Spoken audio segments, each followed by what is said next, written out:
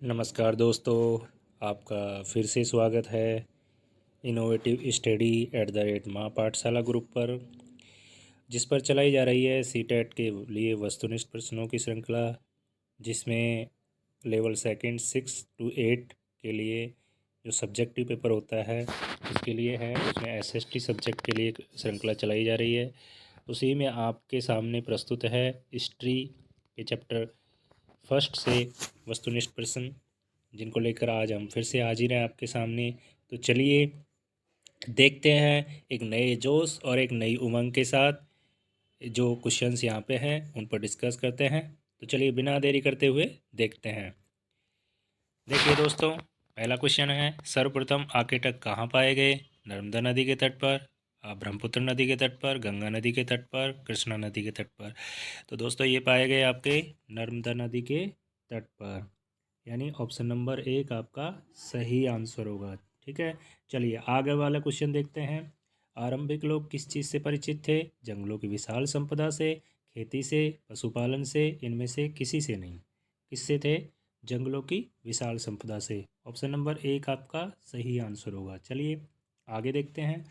आरंभिक लोग क्या कुशल संग्राहक थे? दोस्तों ये संग्रह नहीं है, ये है संग्राहक। ठीक है, इसको थोड़ा देख लीजिएगा। क्या कुशल संग्राहक थे? हाँ, नहीं, इनमें से कोई नहीं। तो दोस्तों ये थे कुशल संग्राहक, क्योंकि ये जंगलों में रहते थे तो इनको पूरा परिचित थे उनसे। तो ये ऑब्वियसली बात है, ये स्पष्ट से जानते हो कि आप वो लोग जहाँ पे रहते हैं, जहाँ भी हम कोई काम करते हैं तो उससे ज़रूर परिचित होंगे, तो और उसके बारे में हमें ज़्यादा जानकारी होगी। तो इस हिसाब से ये कुशल संग्राहक थे। तो ऑप्शन नंबर 1 आपका सही आंसर होगा। ठीक है, चलिए आगे देखते हैं। आरंभिक काल में लोग जानवरों का आखेट करते थे। इस पंक्ति में आए आखेट शब्द का क्या अर्थ है? वनस्पति का दोहन करना, शिकार करना, जंगलों में रहना, इनमें से कोई नहीं। तो दोस्तों इसका अर्थ है शिकार करना। ऑप्शन नंबर 2 आपका सही आंसर होगा। चलिए आगे देखिए। सबसे पहले गेहूं और जौ जैसी फसलों को उपजाना कहाँ प्रारंभ हुआ? सुलेमान और किरतर की पहाड़ियों में, गंगा नदी के मैदानों में, विंध्य के उत्तरी क्षेत्र में, अफगानिस्तान में। तो ये हुआ आपके सुलेमान और किरथर की पहाड़ियों में। ठीक है, ऑप्शन नंबर 1 आपका सही आंसर होगा। ठीक है, आगे देखिए। सुलेमान एवं किरथर की पहाड़ियाँ कहाँ स्थित हैं? उत्तर पश्चिम क्षेत्र में, उत्तर पूर्व क्षेत्र में, दक्षिण पूर्व क्षेत्र में या मध्य पूर्व क्षेत्र में। तो दोस्तों ये हैं आपके उत्तर पश्चिम क्षेत्र में, यानी ऑप्शन नंबर 1 आपका सही आंसर होगा। ठीक है, आगे देखिए दोस्तों। ताप्ती नदी का ताप्ती नदी कहाँ से निकलती है? सतपुड़ा की पहाड़ियों से, विंध्य की पहाड़ियों से, अमरकंटक की पहाड़ियों से, सुलेमान व किरथर की पहाड़ियों से। तो दोस्तों ये निकलती हैं आपकी सतपुड़ा की पहाड़ियों से। चलिए हम एक बार ताप्ती नदी के बारे में थोड़ा सा और जान लेते हैं। तो दोस्तों ये निकलती हैं आपके मध्य प्रदेश में, बैतूल डिस्ट्रिक्ट, बैतूल डिस्ट्रिक्ट से। ठीक है दोस्तों, बैतूल डिस्ट्रिक्ट, बैतूल ज़िले के मुल्ताई नामक जगह से ये निकलती है। और इसका जो नाम है वो है मूल तापी। क्या नाम है? मूल तापी। ठीक है, अब इसका अर्थ क्या होता है? या तो तापी की मूल बोलते हैं इसे, तापी की मूल बोलते हैं दोस्तों। ठीक है, या फिर तापी की माता भी बोल देते हैं। ठीक है, तो ये छोटी सी जानकारी है, इसे आपको याद रखना है साथ साथ, क्योंकि ये कभी भी किसी भी एग्जाम में पूछा जा सकता है। तो अभी इसके अनुसार, क्वेश्चन के अनुसार कौन सा आंसर हुआ आपका? ऑप्शन नंबर 1 सतपुड़ा की पहाड़ियों से। ठीक है, चलिए आगे देखते हैं। गारो पहाड़ियों के पास से कौन सी नदी निकलती है? गंगा नदी, महानदी, ब्रह्मपुत्र नदी, सोन नदी।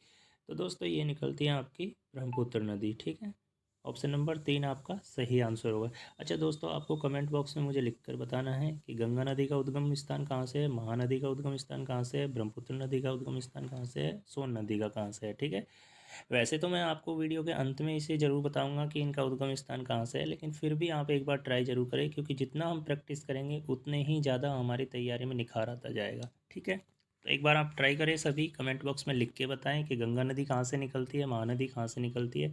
और डेली अगर हम इस तरीके से करते जाएंगे तो हमारी एक आदत बन जाएगी, और वो हमारे लिए एग्ज़ाम के लिए और या फिर जो भी हम आगे कुछ भी जो एग्ज़ाम देंगे जानकारी के लिए भी अच्छा है, और एग्ज़ाम्स के लिए भी वो बहुत अच्छा है। तो चलिए आगे देखते हैं। नर्मदा नदी कहाँ से निकलती है? विंध्य की पहाड़ियों से, सतपुड़ा की पहाड़ियों से, पूर्वी घाट से, पश्चिमी घाट से। तो दोस्तों ये निकलती है आपकी विंध्य की पहाड़ियों से। ठीक है, चलिए आगे देखते हैं। गंगा नदी कहाँ गिरती है? अरब सागर में, बंगाल की खाड़ी में, हिंद महासागर में, इनमें से कोई नहीं। तो ये गिरती है बंगाल की खाड़ी में। ठीक है, आगे देखते हैं। सिंधु नदी का उद्गम स्थान क्या है? तिब्बत के मानसरोवर के निकट सिनकाबाब, सुलेमान व किरतर की पहाड़ियों से, तिब्बत में मानसरोवर झील से, कैलाश पर्वत से। तो ये निकलती है तिब्बत के मानसरोवर के निकट सिनकाबाब से। ठीक है, ऑप्शन नंबर 1 ये सही आंसर होगा। आगे देखते हैं। झेलम नदी, चिनाब नदी, रावी नदी एवं व्यास नदी, इनमें से कौन सी सबसे लंबी नदी है जो सिंधु की सहायक नदी है? कौन सी है दोस्तों? झेलम नदी, चिनाब नदी, रावी नदी, व्यास नदी। तो ये है आपकी चिनाब नदी, यानी ऑप्शन नंबर 2 आपका सही आंसर होगा। ठीक है, आगे देखिए। सुलेमान किरथर की पहाड़ियों में रहने वाले लोग कहाँ रहते थे? गाँवों में, शहरों में, कस्बों में, नगरों में। तो ये रहते थे आपके गाँवों में। ठीक है, ऑप्शन नंबर 1 आपका सही आंसर होगा। आगे देखिए। कृषि का विकास सबसे पहले कहाँ हुआ था? गारो तथा मध्य भारत की विंध्य पहाड़ियों में। पहाड़ियों में दोस्तों, ये पहाड़ियों नहीं है, ये है पहाड़ियों। ठीक है, पहाड़ियों में। गंगा के मैदानों में, हिमालय के तराई क्षेत्र में, इनमें से कोई नहीं। तो ये हुआ था आपके गारो तथा मध्य भारत की विंध्य पहाड़ियों में। चलिए आगे देखते हैं। सबसे पहले चावल कहाँ उपजाया गया? विंध्य के उत्तर में, दक्कन क्षेत्र में, उत्तरी भारत के मैदानों में, सुलेमान एवं किरतर की पहाड़ियों में। तो दोस्तों ये उपजाया गया आपके विंध्य के उत्तर में। ठीक है, ऑप्शन नंबर 1 आपका सही आंसर होगा। आरंभिक नगर कहाँ व कब मिले? कब मिले दोस्तों? वह होगा ये वाले के कब मिले? सिंधु नदी के तट पर 4700 वर्ष पूर्व, गंगा नदी के तट पर 3500 वर्ष पूर्व, महानदी के तट पर 4200 वर्ष पूर्व, इनमें से कोई नहीं। तो ये मिले सिंधु नदी के तट पर 4700 वर्ष पूर्व। ठीक है, ऑप्शन नंबर 1 सही आंसर होगा आपका। प्रथम नगर के अवशेष कहाँ व कब मिले? ब्रह्मपुत्र नदी के तट पर 2500 वर्ष पूर्व, सतलुज नदी के तट पर 3600 वर्ष पूर्व, गंगा नदी के तट पर 2500 वर्ष पूर्व, सिंधु नदी के तट पर 4000 वर्ष पूर्व। तो कब मिले दोस्तों और कहाँ मिले? गंगा नदी के तट पर 2500 वर्ष पूर्व। ठीक है, ऑप्शन नंबर 3 आपका सही आंसर होगा। चलिए आगे देखते हैं दोस्तों। गंगा के दक्षिण में स्थित राज्य का नाम बताओ। वैशाली, कौशल, मगध, तक्षशिला। तो दोस्तों ये है आपके मगध। ठीक है, ऑप्शन नंबर 3 आपका सही आंसर होगा। आगे देखिए दोस्तों। उपमहाद्वीप की प्राकृतिक सीमा का निर्माण करते हैं पहाड़ियाँ, पर्वत एवं समुद्र, समुद्र से ऊंचाई, पठार, मैदान। तो कौन से करते हैं दोस्तों? पहाड़ियाँ, पर्वत एवं समुद्र। ठीक है, ऑप्शन नंबर 1 आपका सही आंसर होगा। देखिए वैसे तो करते सभी है, ठीक है, लेकिन इसमें क्या है कि जो महत्वपूर्ण है पाठ के अनुसार और ये जो दिया हुआ है उसी के अनुसार हमारा आंसर होता है पहाड़ियाँ, पर्वत एवं समुद्र। ठीक है, ऑप्शन नंबर 1 आपका बिल्कुल सही आंसर होगा। आगे देखिए। इंडिया शब्द किससे निकला है? गंगा से, ब्रह्मपुत्र से, इंडस से, इनमें से कोई नहीं। तो दोस्तों ये निकला है आपका इंडस से। ठीक है, ऑप्शन नंबर 3 आपका सही आंसर होगा। आगे देखिए। इंडस को किस भाषा में सिंधु कहा गया? किस में कहा गया दोस्तों? संस्कृत में, पाली में, प्राकृत में, इनमें से कोई नहीं। ठीक है, तो दोस्तों इसको कहा गया संस्कृत में सिंधु कहा गया। ऑप्शन नंबर 1 आपका सही आंसर होगा। आगे देखिए। सिंधु को हिंदोस अथवा इंदोस किसने कहा? पुर्तगालियों ने, ईरानियों एवं यूनानियों ने, अंग्रेजों ने, फ्रांसीसियों ने। ठीक है, तो ये कहा आपका ईरानियों एवं यूनानियों ने। ऑप्शन नंबर 2 आपका सही होगा। चलिए आगे देखते हैं। सिंधु नदी के पूर्व में स्थित भूमि प्रदेश को क्या कहा गया? इंडिया, इंदोस, हिंदुस्तान, भारत। तो इसको कहा गया आपका इंडिया। ऑप्शन नंबर 1 आपका सही आंसर होगा। ठीक है, भरत नाम का प्रयोग किसके लिए किया जाता था? गंगा के पूर्व में रहने वाले लोगों के एक समूह के लिए, सिंधु के उत्तर पश्चिम में रहने वाले लोगों के एक समूह के लिए, उत्तर पश्चिम में रहने वाले लोगों के एक समूह के लिए। तो दोस्तों ये किया या इनमें से कोई नहीं, ये किया जाता था आपका उत्तर पश्चिम में रहने वाले लोगों के एक समूह के लिए। ठीक है, ऑप्शन नंबर 3 आपका सही आंसर होगा। ठीक है, आगे देखिए। संस्कृत भाषा की आरंभिक कृति का नाम बताओ। पुराण, वेद, ऋग्वेद, अथर्ववेद। तो ये है आपकी ऋग्वेद। ऑप्शन नंबर 3 आपका सही आंसर होगा। ऋग्वेद की रचना लगभग कब हुई? कब हुई दोस्तों? 3700 वर्ष पूर्व, 2750 वर्ष पूर्व, 3500 वर्ष पूर्व, 3350 वर्ष पूर्व। तो ये हुई दोस्तों आपके 3500 वर्ष पूर्व। ठीक है, ऑप्शन नंबर 3 आपका सही आंसर होगा। आगे देखिए। पांडुलिपि कब लिखी गई? 1250 वर्ष पूर्व, 1300 वर्ष पूर्व, 1000 वर्ष पूर्व, 950 वर्ष पूर्व। तो दोस्तों ये लिखी गई आपके 1000 वर्ष पूर्व। ठीक है, ऑप्शन नंबर 3 आपका सही आंसर होगा। चलिए आगे देखते हैं दोस्तों, पांडुलिपि किस पर लिखी जाती थी? पीपल के पत्तों पर, ताड़ एवं भुर्ज की छाल पर, सागवान के पत्तों पर, कागज पर। तो ये लिखी जाती थी आपके ताड़ एवं भुर्ज की छाल पर, यानी ऑप्शन नंबर 2 आपका सही आंसर होगा। चलिए आगे देखते हैं, आधुनिक काल में पांडुलिपियाँ कहाँ से प्राप्त होती हैं? धर्मशालाओं से, संग्रहालयों से, मंदिर एवं विहारों से, औषधालयों से। तो दोस्तों ये होती हैं आपके मंदिर एवं विहारों से प्राप्त होती हैं। ठीक है, ऑप्शन नंबर 3 आपका सही आंसर होगा। पांडुलिपियों में किसकी जानकारी मिलती है? किसकी मिलती है दोस्तों? खेती की, पशुपालन की, राजाओं के जीवन, औषधियों तथा विज्ञान के व्यवहार की, इनमें से कोई नहीं। तो ये मिलती है आपकी दोस्तों राजाओं के जीवन, औषधियों तथा विज्ञान व्यवहार की। ठीक है, ऑप्शन नंबर 3 आपका सही आंसर होगा। आगे देखिए, नाटक एवं कविता किस भाषा में लिखे जाते थे? संस्कृत में, संस्कृत, प्राकृत और तमिल में, प्राकृत और तमिल में, पाली में। तो ये लिखे जाते थे आपके संस्कृत, प्राकृत और तमिल में, यानी ऑप्शन नंबर 2 आपका सही आंसर होगा। आरंभिक काल में उच्च लोगों की भाषा क्या थी? क्या थी दोस्तों? प्राकृत, पाली, संस्कृत, क्षेत्रीय भाषा। तो ये थी संस्कृत। ठीक है, अब दोस्तों आपको कमेंट बॉक्स में लिखना है कि आम लोगों की क्या भाषा थी। चलिए मैंने उच्च का बता दिया, आम लोगों की क्या भाषा थी? आम लोगों की भाषा आपको लिख के मुझे बताना है कमेंट बॉक्स में। एक बार ट्राई ज़रूर करें सभी, जितना भी हो सकता है। ठीक है, कि इनकी भाषा क्या थी। मैं वीडियो के अंत में आपको ज़रूर बताऊंगा, लेकिन फिर आप एक बार ट्राई ज़रूर करें कमेंट बॉक्स में लिखकर कि इनकी भाषा क्या थी। ठीक है, आम लोगों की। चलिए आगे देखते हैं। आगे देखिए दोस्तों, अभिलेख किस पर लिखे जाते थे? कठोर धातु एवं पत्थर पर, कागज पर, पत्तियों व छाल पर, इनमें से कोई नहीं। तो अभिलेख लिखे जाते थे आपके कठोर धातु एवं पत्थर पर। ठीक है, ऑप्शन नंबर 1 आपका सही आंसर होगा। अफगानिस्तान के कंधार से प्राप्त हुआ अभिलेख किसके आदेश पर लिखा गया दोस्तों? बिंबिसार के, बिंदुसार के, अशोक के, चंद्रगुप्त के। तो ये लिखा गया आपका अशोक के। ठीक है, ऑप्शन नंबर 3 आपका सही आंसर होगा। ठीक है, कंधार से प्राप्त अभिलेख का समय क्या है? 2500 वर्ष पूर्व, 2800 वर्ष पूर्व, 2250 वर्ष पूर्व, 1750 वर्ष पूर्व। तो दोस्तों ये है आपका 2250 वर्ष पूर्व। ठीक है, ऑप्शन नंबर 3 आपका सही होगा। आगे देखिए, कंधार से प्राप्त होने वाले अभिलेख की लिपि कौन सी थी? कौन सी लिपि थी दोस्तों? एक मिनट। यूनानी तथा अरमेइक, ग्रीक, लैटिन, इनमें से कोई नहीं। तो ये थी दोस्तों आपके यूनानी तथा अरमेइक लिपि, यानी ऑप्शन नंबर 1 आपका सही आंसर होगा। इतिहासकार किस शब्द का प्रयोग करते हैं दोस्तों? स्रोत, इतिहास, कहानी, इनमें से कोई नहीं। तो ये करते हैं आपके स्रोत शब्द का उपयोग। ठीक है, ऑप्शन नंबर 1 आपका बिल्कुल सही आंसर होगा। ठीक है, चलिए आगे देखते हैं। यहाँ पे 2 कथन आपको दिए गए हैं, इन दोनों कथनों को पढ़ना है और उसके बाद में सही कथन पर या सही आंसर को पहचान कर बताना है। ठीक है, चलिए आगे देखते हैं। अब देखो, आरंभिक काल में सामान्य लोग अपने कार्यों का लेखा जोखा रखते थे। दूसरा कथन है, राजा अपने कार्यों का लेखा जोखा नहीं रखते थे।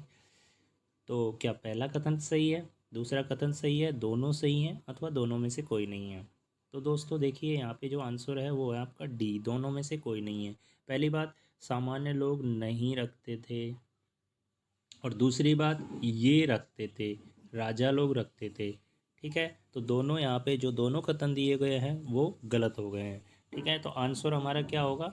दोनों में से कोई नहीं। ठीक है, चलिए आगे देखते हैं। ये जरूर याद रखना है कि सामान्य लोग ऐसी कोई लेखा जोखा नहीं रखते थे, और राजा लोग अपना जितना भी युद्ध करते थे या कोई भी थे, सारे लेखा जोखा को वो जरूर रखते थे अपने पास में। ठीक है, तो चलिए आगे देखते हैं।